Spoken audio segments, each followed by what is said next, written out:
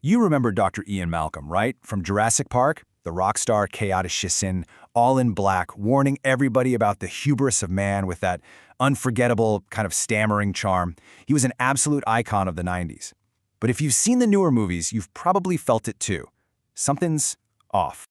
And look, it's not just you. It's a feeling a lot of us fans have had watching the newer films. The character is there, the actor is there, but the substance, the danger, it just seems to have vanished. So, that's what we're going to do today. We're going to figure out what really happened to Ian Malcolm. Yeah, it's not just in your head. It's a pretty common take. I mean, this quote just nails it, right? He's become a parody of himself. But the real question is why? To get that, we have to start with the performance itself. Okay, so first up, let's talk about what's happening right on the surface. We're calling this section 1, the Goldblum Echo. See, back in '93, all those stammers, the hand gestures, they felt real. That was the texture, an anxious intellectual trying to hide his terror behind this veneer of academic cool. But fast forward to 2018, and those mannerisms, they aren't part of the performance anymore. They are the performance. It's a greatest hits album of quirks, a self-aware echo of a character, not the character himself. But this goes way deeper than just one actor's choices. It's actually a symptom of a much, much bigger cultural thing. So what is this bigger thing? Well, there's actually a name for it. Let's talk about being trapped in the persona loop. Okay, so the persona loop. What is it? Basically, it's this feedback cycle, right? An artist creates this public persona.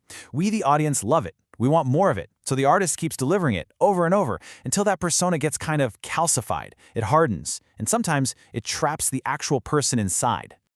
And trust me, Goldblum is not the only one who's gone through this. You had Andrew Dice Clay, whose whole hyper-macho thing kind of painted him into a corner career-wise. Or, on a much more tragic level, you have someone like Tupac Shakur, where that line between his art, his persona, and the real world it completely blurred, with fatal results. Now, Goldblum's version is way more lighthearted, right? He's a beloved meme. But the underlying mechanic, the loop, it's exactly the same. And to really get to the bottom of Malcolm's disappearance, we have to go back to the source. And this is where we get to the real heart of the mystery. Section 3, Crichton's secret mouthpiece. Okay, so check this out. It's around 1992 and actor Wayne Knight, Dennis Nedry, is having lunch with the author Michael Crichton. Knight asks him what he thinks about this new thing called the internet, and Crichton gets really skeptical. He praises guys like Einstein, who just thought for themselves, instead of seeking a group consensus. Just hang on to that idea. Because what happens just a few years later, in his next novel, The Lost World, he gives an almost identical monologue to, you guessed it, Ian Malcolm. It's basically a word-for-word transplant of his own anxieties. I mean, the connection it's just undeniable. And this quote right here just puts a bow on it. Crichton wasn't just chatting over lunch. No way. He was road-testing his philosophy, workshopping the very ideas that he was about to put directly into Malcolm's mouth. So you see, Malcolm was never just a character. He was Crichton's central argument, just wrapped up in a cool black leather jacket. Okay, so if Malcolm was just a mouthpiece, does that mean he was never really a character to begin with? This leads us to Section 4, the disappearing man. All right, let's put him side by side with Dr. Alan Grant for a second.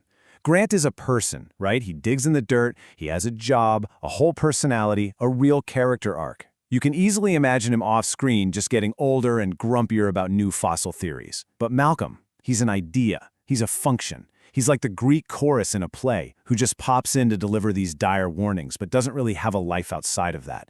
He's a rhetorical device. And if you need one more piece of evidence, this is the nail in the coffin. Literally. In the first Jurassic Park book, Ian Malcolm dies, like he is explicitly killed off. The only reason he came back for the sequel is that Crichton realized he needed his mouthpiece again. So you see, he was already kind of a ghost haunting the story, not really playing by the normal rules of fiction. So when Crichton himself passed away in 2008, what happens? That voice, that argument, is suddenly completely untethered from its original source. And that is why the character has no ground anymore. Without Crichton's big ideas fueling him, Malcolm just kind of dissipates. He dissolves into pure performance, because he was always just an argument wearing a costume. And what was that argument about? Well, it wasn't just about dinosaurs. It was really a warning about the digital world that was just starting to bubble up. It was a prophecy of cyberspace.